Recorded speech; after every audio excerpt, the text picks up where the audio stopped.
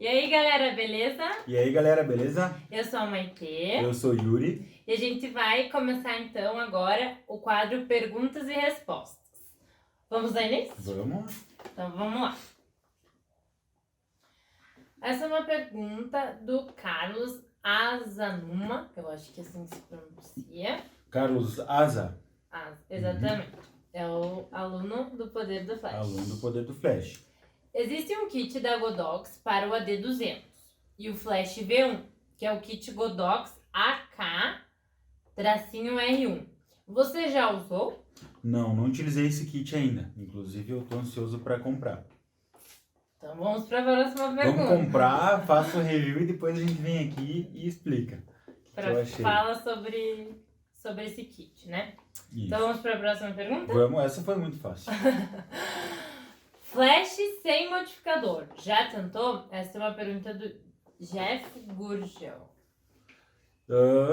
Sim, eu já tentei e não foram os melhores resultados que eu obtive, né? Porque quando eu comecei a fotografar com flash fora da câmera, foi dessa forma que eu comecei a fotografar, né? Com o flash direto. E o flash direto, na maioria das vezes, ele nos causa sombras mais agressivas, né? É uma fonte de luz dura, então o flash direto é uma fonte de luz dura. E sendo ele fonte de luz dura, ele gera a sombra mais agressiva, né? Então, eu aconselho para quando a gente for fotografar com um flash direto, que a gente tenha um ótimo controle da luz, porque se a gente estiver começando, a gente vai ter mais dificuldade, né? Para manipular essas sombras, para tornar essas sombras agradáveis, né? De forma que não fique uma fotografia estranha, justamente pela sombra agressiva que ela causa. Então, existem várias situações, né, que a gente pode utilizar o flash cru, como é falado, mas eu não aconselho para quem está começando a fotografar, e muitas vezes se frustra, né, começa a ter resultados que não agradam, né, fotografar com flash cru. Então, aconselho aí comprar uma sombrinha difusora, uma sombrinha rebatedora, e vai ser muito mais tranquilo, né, para te manipular essa questão das sombras aí. Eu tenho certeza que tu vai atingir resultados mais agradáveis, né?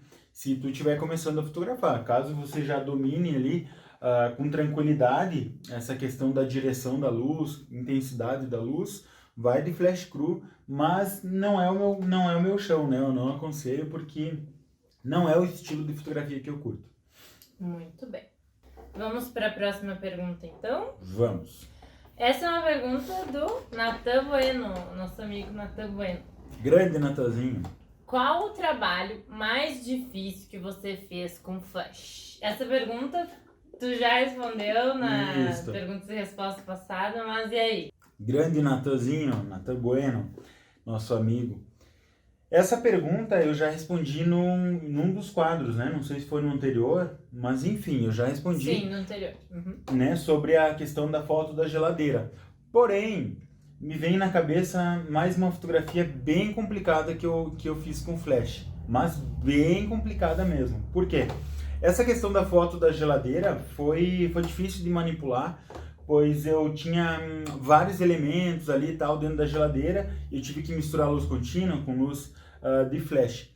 Mas tem uma fotografia que me trouxe uma situação de que eu tinha que acertar, né? Porque era muita gente envolvida e essa fotografia com certeza foi a que eu tinha mais responsabilidade na minha mão, né? Para acertar.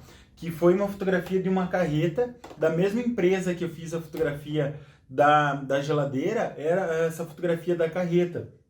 E essa fotografia a gente misturou luz ambiente com luz de LED, né?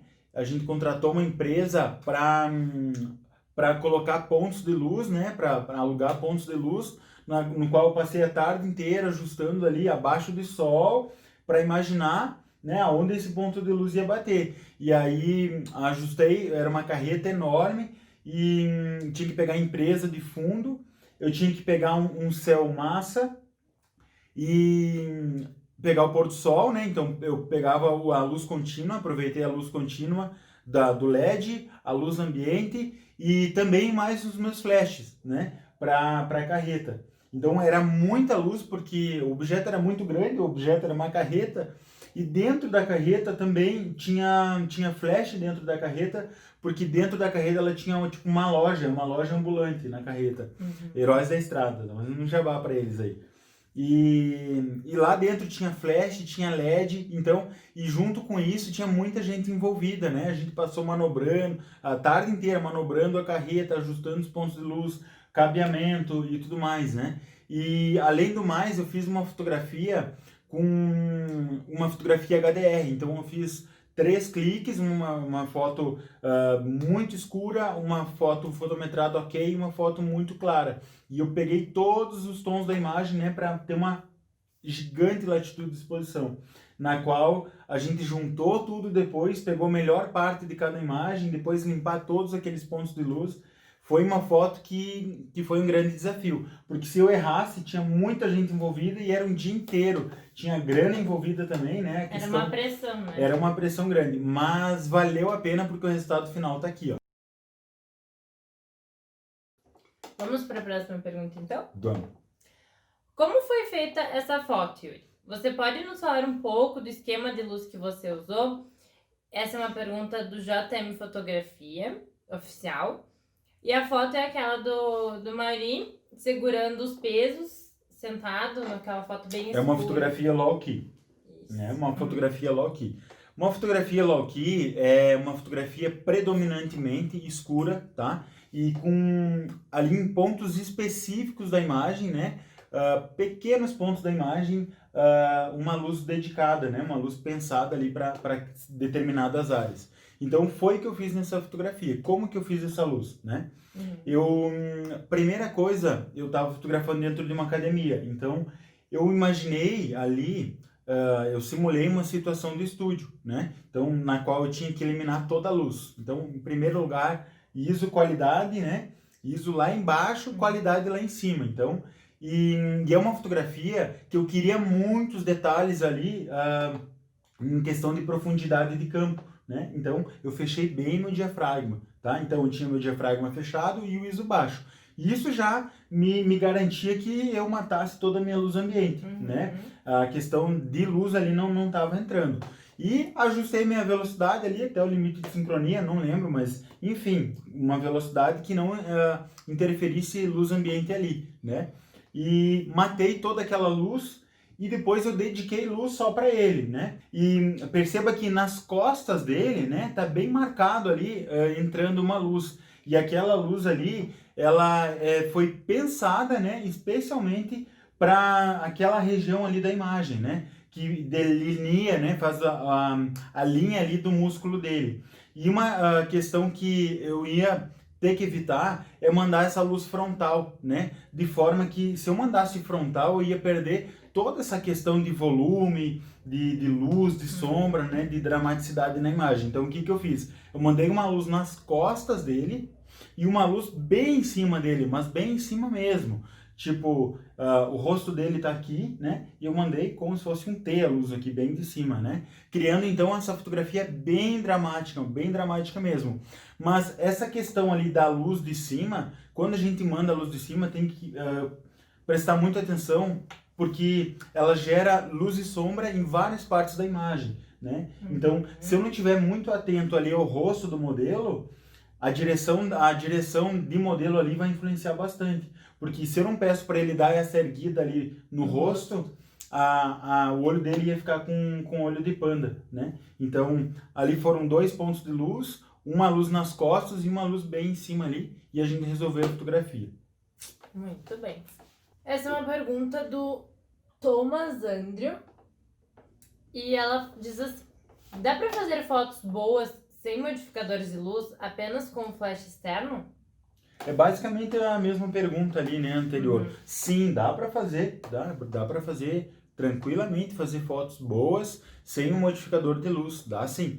Mas eu acredito que o modificador de luz, ele vem aí como um aliado do flash para transformar a nossa luz, né, para potencializar a nossa luz, alterar a qualidade da nossa luz, não na qualidade na questão de bom e ruim, mas em relação à característica daquela luz, né? e deixar ela de forma muito mais agradável, né, e pensada. Imagina o seguinte, a analogia que eu vou usar é da seguinte forma: imagina um diamante, né? O flash cru é um diamante. E quando a gente começa a modificar essa luz, seja com um modificador de luz, seja com a direção dessa luz, né? Barrando essa luz, talvez pensando nela de forma a nos ajudar a trabalhar junto com a luz ambiente, a gente começa a lapidar essa luz, né? Então, eu não vejo sentido de não lapidar um diamante, né?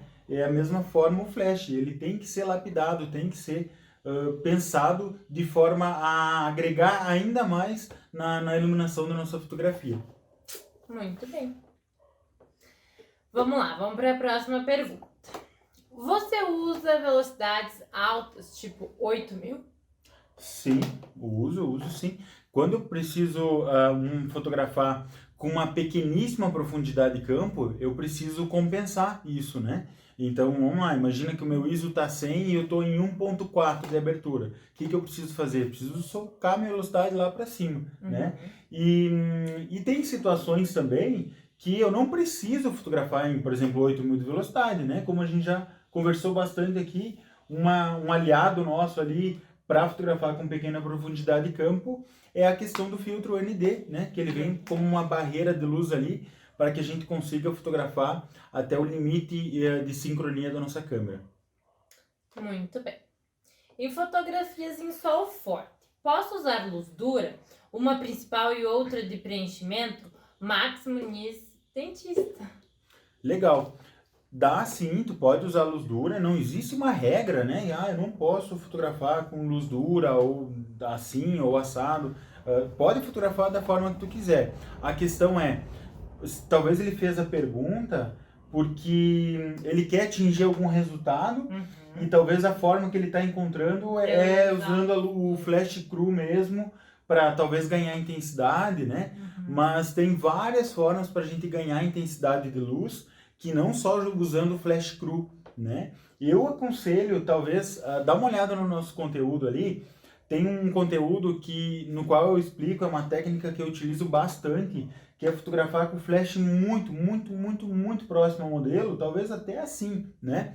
E com um modificador de luz, e depois faz a outra foto sem aparecer, repete exatamente a mesma foto, e sem aparecer a luz, né? E depois junta essas fotos no Photoshop e tira o modificador de luz. Tu vai ganhar intensidade de luz e tu vai ter a tua luz modificada, uma luz bonita ali, né? Mas se a tua questão for de fotografar mesmo com luz dura, tu quer realmente fotografar com luz dura, dá sim, né? Muitas vezes a gente está fotografando com um flash só mesmo para preencher, né? Às vezes estou fotografando lá um dia com bastante luz e eu quero usar o flash só para equilibrar com a luz, né, natural, com a luz do fundo ali, e eu posso sim utilizar, só que vai ficar uma diferença de luz, né? Vai ficar a diferença de luz que vai estar incidindo no fundo com a luz que tu vai estar mandando ali. E quando a gente manda uma luz crua, né? Uma luz sem um modificador de luz, é muito mais difícil a gente tornar isso natural, né? Fazer aquela questão de deixar uma fotografia natural com flash, talvez isso seja um problema, né? Se tu quer transformar essa fotografia em natural. Caso não seja essa a tua intenção, segue o baile. Muito bem, então vamos para a próxima pergunta. Quando eu sei que é necessário usar mais de um ponto de luz? Olha, gostei da pergunta, né? Mas assim, depende muito da situação, né? Eu uso o segundo ponto de luz quando aquele meu ponto de luz único não é o suficiente. Por exemplo, eu quero uma luz de cabelo e quero uma luz principal, né? Por exemplo, quero fazer uma luz Rembrandt aqui na minha modelo, mas eu também preciso recortar o cabelo dela, eu preciso recortar ela do fundo, né? Com outro flash. Aí sim eu vou precisar. Por exemplo, eu preciso destacar também na minha imagem outro elemento, né? Vamos supor que ali atrás tem um elemento que eu preciso destacar também. E a minha modelo, ela precisa estar afastada daquele fundo, né? Conforme a minha composição. Então, esse seria uma situação clássica, né? Que eu usaria o flash para conversar com a minha fotografia, né? Todos os elementos equilibrados ali na imagem para eu usar então um segundo ponto de luz. E a mesma regra vale para um terceiro, quarto, quinto ponto de luz, né? Quando há necessidade de destacar outros elementos dentro da imagem, né? Com o flash. Mas a gente tem que prestar atenção, né? Porque muitas vezes, mas muitas vezes mesmo, menos é mais. Muitas vezes um ponto de luz nos resolve. Ah, mas eu tenho 2, 3 flashes, então eu vou estar deixando de lado ali meus pontos de luz. Nem sempre é necessário usar todo o esquema de iluminação, né? Às vezes a gente quer enfeitar, e o interessante é que cada ponto de luz gera uma luz e sombra. Então, quando eu começo a adicionar mais flashes, eu tenho que prestar atenção para uma luz não estar matando a sombra da outra, que aí aquela luz já deixa de ser interessante, né? Porque ela é justamente interessante porque ela criou aquela luz e aquela sombra, né? Em outra situação também, né, que a gente utilize um segundo ponto de luz, por exemplo, estou fotografando um grupo de pessoas e um flash não dá conta de iluminar de forma homogênea todas as pessoas, né? Que eu precise mandar uma luz que fique na mesma intensidade, né, para aquele grupo de pessoas. Então, aí um segundo ponto de luz é muito bem-vindo também, né? Quando a gente quer fotografar pessoas, mais de uma pessoa, por exemplo, dentro da mesma fotografia, com uma iluminação dedicada para cada pessoa, também é a ocasião em que eu usaria um segundo ponto de luz. Mas muitas vezes menos é mais. Um ponto de luz, ele é poderoso, sabendo usar da forma correta. Vamos para a próxima pergunta, então? Sim, vamos. O flash influencia significativamente nas fotos na hora da edição? Sim, com certeza. Porque o flash, ele aumenta o IRC, o índice de reprodução de cor, né? E a fotografia com flash, aonde bate o flash, né? Aonde ele bate o flash, ele torna a fotografia mais nítida, né? Então ele aumenta então a latitude de exposição. A gente consegue fotografar com isso. Tudo é uma coisa consequência da outra, né? Eu fotografando com flash, com minha imagem equilibrada, né? Minha fotografia fotometrada corretamente, eu tenho então um ISO mais baixo, né? Me possibilita fotografar com ISO mais baixo e eu não tenho que usar do meu ISO como um artifício para ajustar a exposição da minha fotografia, né? E onde o flash bate, onde a lâmpada do flash bate ali na pele, aumenta o IRC, né? O índice de reprodução das cores. E isso é muito bom, porque me dá o tom real de cada cor ali dentro da imagem. Então, isso, se tratando de edição, é muito bom, né? Porque quanto melhor eu entregar o meu arquivo ali para o Photoshop, mais potencial eu tenho, né? Eu começo a usar a ferramenta de edição como ferramenta para potencializar isso, a minha imagem. Eu sempre falo isso, né? Potencializar e não consertar a minha imagem. Então, sim, o flash influencia bastante na edição. Muito bem. Às vezes, quando fotografo com flash, aparece uma faixa preta nas minhas fotos. Não é todo momento que isso acontece. Devo me preocupar com a minha câmera ou com o meu flash? Não tem nada de errado com a tua câmera e com o teu flash, né? Não é sempre que acontece. Por quê? Porque quando fotografa abaixo de 200 de velocidade, 200, 250, depende da câmera que ela está usando, né? Mas geralmente fica em torno disso, 200, 250. E entra ali no High Speed Sync, né? No alta velocidade de sincronia. E se eu aumento a minha velocidade, estou fotografando com flash fora da câmera, aumento lá essa velocidade de sincronia, o que acontece? E não ajusto no meu flash para ele fotografar na tecnologia High Speed Sync, acontece isso. Aquela faixa que tu vê nada mais é do que a cortina da tua câmera, o obturador da tua câmera, né? Passando ali no meio da foto. Quer dizer que não sincronizou, não fez sincronia da luz do flash com o obturador. Então, se eu ajusto ali o meu flash para High Speed Sync, né? Aquele botãozinho do High Speed Sync, o flash vai trabalhar de forma diferente, porque ele trabalha parecido com uma luz contínua. Ele dispara muitas vezes de forma para acompanhar. Então, vamos imaginar que são o obturador vem e já vem outro fechando, a primeira e a segunda cortina, né? Então, Essa seria a primeira? essa primeira cortina é a essa segunda cortina. Aham. Então, quando ele faz isso, ó, pum, quando ele faz esse movimento, o flash em High Speed Sync ele acompanha toda a parte da imagem que está em exposição, né? Ele faz a sincronia. Então, ele junta aquela imagem ali com faz a sincronia do obturador da tua câmera com o flash. E eles sincronizam perfeitamente. Quando a gente fotografa em High Speed Sync, tem que ficar atento para ativar essa opção, o flash perde bastante intensidade, pois ele trabalha de forma bem diferente, né?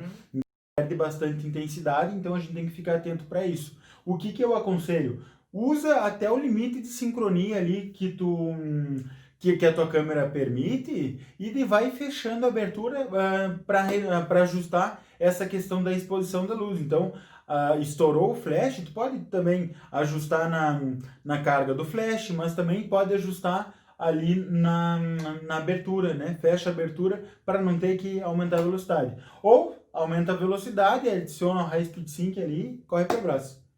Muito bem. Ou então filtro ND, né? Ótimo, muito bem lembrado. Ou então usa o filtro ND para não ter que tá aumentando a velocidade, né? Tem várias formas de compensar, né? Não sei se ela está sugerindo ali, se referindo em relação ao fundo, à luz do flash que estoura, às vezes ela, né? Então, só para lembrar que a velocidade, ela não é uma forma de controlar a luz do flash que está incidindo ali, né? E isso muita gente tem dúvida. Nossa, eu aumentei, diminuí a velocidade, não consegui ajustar. Às vezes fica muito claro, às vezes fica muito escuro. Essa questão da velocidade, quando aumenta a velocidade, se o teu flash já vai lá para High Speed Sync, fica muito escuro, né? Porque perde muita intensidade. Então, vamos supor, de 200 para 250 vai perder bastante intensidade. Não que a velocidade alterou isso aí, mas porque teu flash começou a trabalhar de forma diferente, ele entrou em High Speed Sync, né? E não a velocidade, ela vai alterar a luz do fundo. Então, se eu quero ajustar essa luz que está incidindo aqui na frente e não no fundo, eu ajusto na carga do flash ou na abertura, né? Ou então com o filtro ND, que ele barra toda a luz que entra para dentro da imagem. Muito bem. Então vamos lá, vamos para a próxima pergunta. Devo fotografar em primeira ou segunda cortina? Acabamos de falar, né? Depende muito da situação. Se eu quero fotografar, dá para criar efeitos de iluminação com primeira e segunda cortina em longa exposição.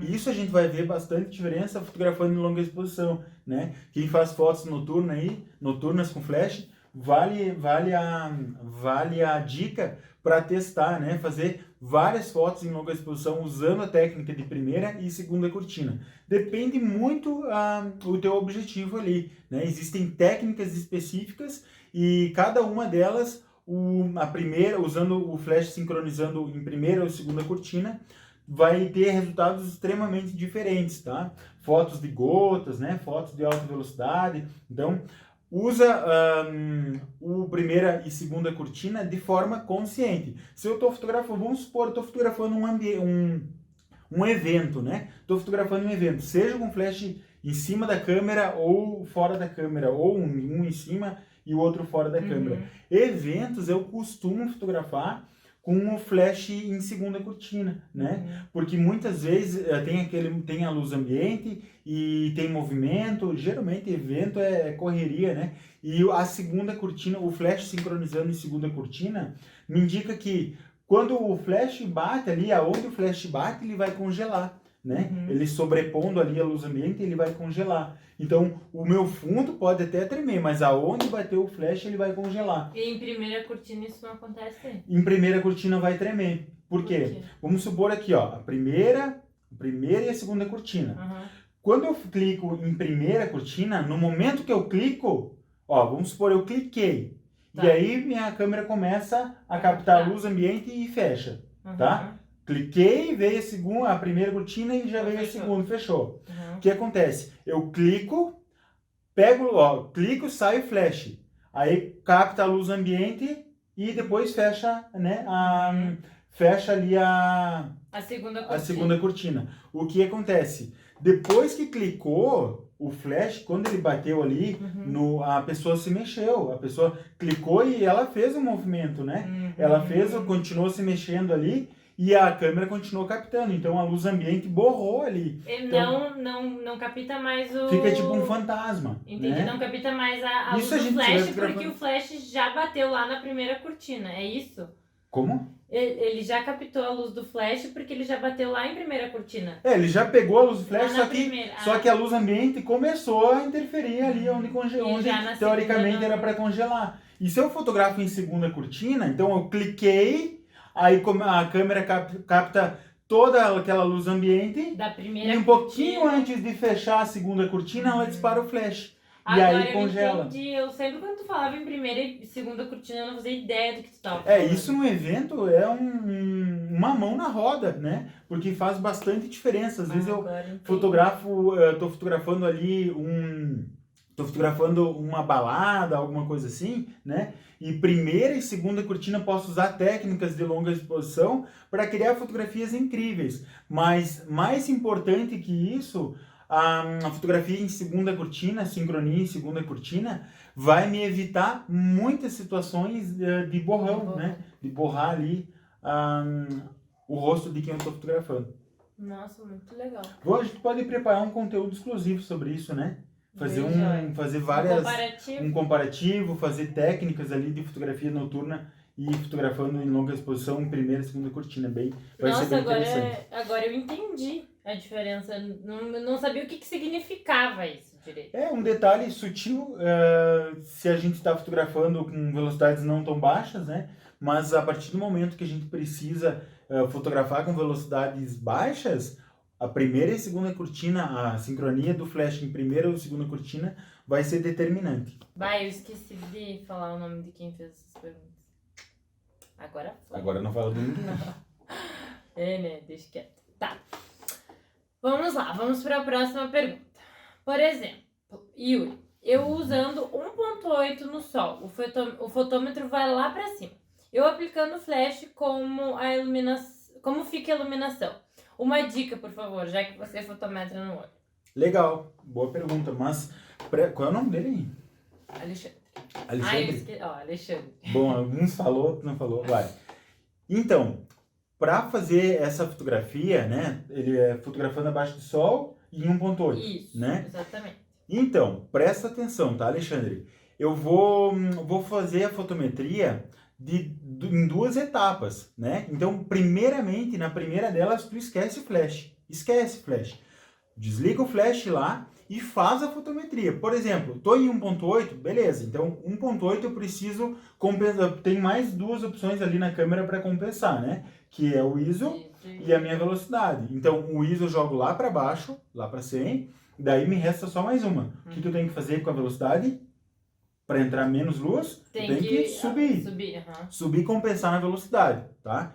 Só que aí a gente entra naquela questão usando o High Speed Sync ou Filtro ND, né? Mas calma aí. Então, 1.8 entra muita luz. Jogo o ISO lá para baixo e jogo para a velocidade lá para cima. O que vai acontecer? Eu vou começar a compensar minha luz, né?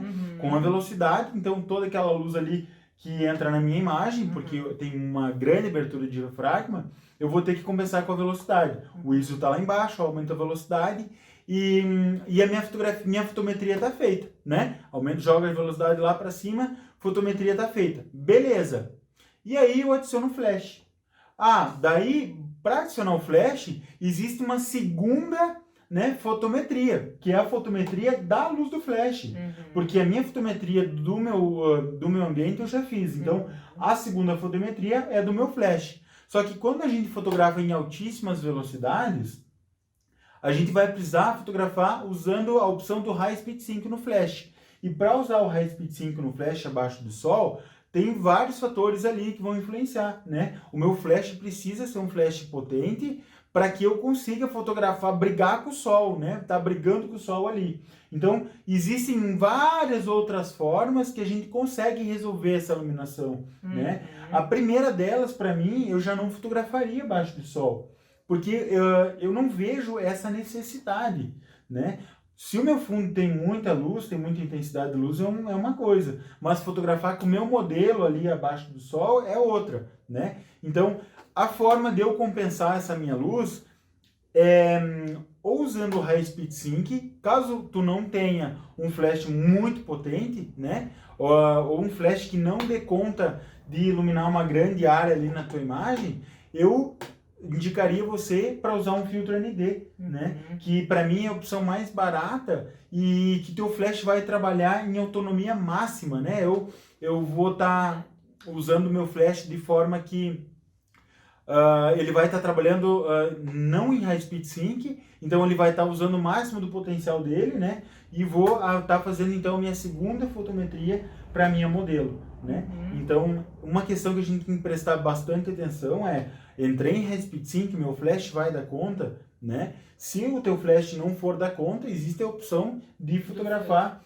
com o filtro ND. E se for mesmo a tua prioridade fotografar com a abertura muito aberta, tu não vai ter como fugir disso, né? Ou velocidade alta ou filtro ND. Beleza? Então, são duas fotometrias, né? Então, tem que ajustar de alguma forma ou outra, seja com filtro ND ou seja aumentando a velocidade para a primeira fotometria. E a segunda fotometria é ajustando a distância e a carga do flash para o teu modelo. Muito bem. Então, vamos para a próxima e última pergunta de hoje, que é uma pergunta do Jean Martins Fotografia. Como evitar luz excessiva na testa e queixo? Testa e queixo. Deixa eu imaginar a situação que ele pode ter se deparado, né? Luz excessiva na testa e no queixo. Tá, tem vários fatores aí que podem influenciar, tá, Jean? Mas presta atenção nas seguintes. Número 1, direção do flash, né? Dos fatores mais importantes ali para quando a gente está criando uma iluminação. Então, antes da intensidade da luz, presta atenção na direção da luz, né? Beleza? Esse é um fator para ser analisado. Como tu tá mandando a direção do flash, né? Se eu mandar aqui, minha luz bem de cima, próxima a Maitê aqui, ela vai pegar na testa e no queixo, né? Só que, se eu pedir para ela erguer um pouquinho o rosto, ajustar um pouquinho minha luz para baixo, exatamente. Ou se ela não for erguer o rosto, tu vai ter que ajustar a tua luz para que ela encaixe no rosto dela, beleza? E a questão de estourar já é a questão da intensidade, tá? Mas tem como a gente ajustar isso, por exemplo, eu gostei daquele esquema de luz e tal, só que deu uma estouradinha ali na testa. Depende do formato do rosto da pessoa também, mas uma forma de resolver isso é criando uma segunda barreira para a luz, né? Como assim? Eu criei esse termo aí de luz algodão doce. Como é? Então, imagina que tem um modificador de luz aqui, né? Um octabox aqui para Maitê, ó. Tem um octabox aqui, tá?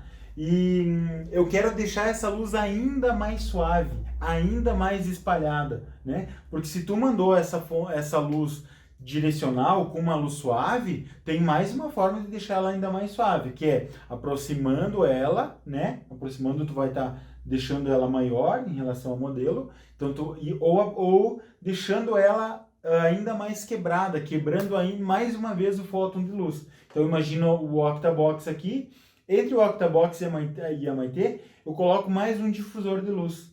E aí vai me quebrar, vai me espalhar ainda mais luz, né? Com certeza ele vai espalhar a luz ali e deixando a luz mais homogênea, né? Então, tem essa questão da direção da luz, da intensidade da luz, tem essa questão de como tu tá mandando a luz, o modificador de luz, tem várias coisas que podem influenciar. Mas nas 2, 3 primeiras ali que a gente já citou, eles já conseguem resolver essa situação. Se essa é a situação, né? Se essa for a situação, né? Caso não seja essa, manda ali mais específico ainda. Se quiser mandar a foto pra gente dar uma olhada e analisar. Essa é uma boa ideia. A gente pode começar a ler algumas imagens aí, né? É verdade, ou talvez até criar um quadro só de leitura de imagens. É verdade, isso é uma coisa para se pensar. Para se pensar. Então é isso, galera. Terminamos por hoje. Muito obrigado pela participação de todos. Se a tua pergunta não foi respondida hoje, ela Será vai ser no próximo. Exatamente. Muito obrigada pela participação, de verdade. A gente fica muito, muito feliz em poder ajudar. Exatamente isso que eu ia falar, é uma alegria poder ajudar. Então, tem dúvidas aí, manda que a gente vai fazer o possível, que tiver alcance, né, para poder ajudar e tirar as dúvidas de vocês. Muito obrigada e até semana que vem. Até semana que vem. Deixa o comentário aqui, não esquece, hein? Tchau, tchau. Valeu!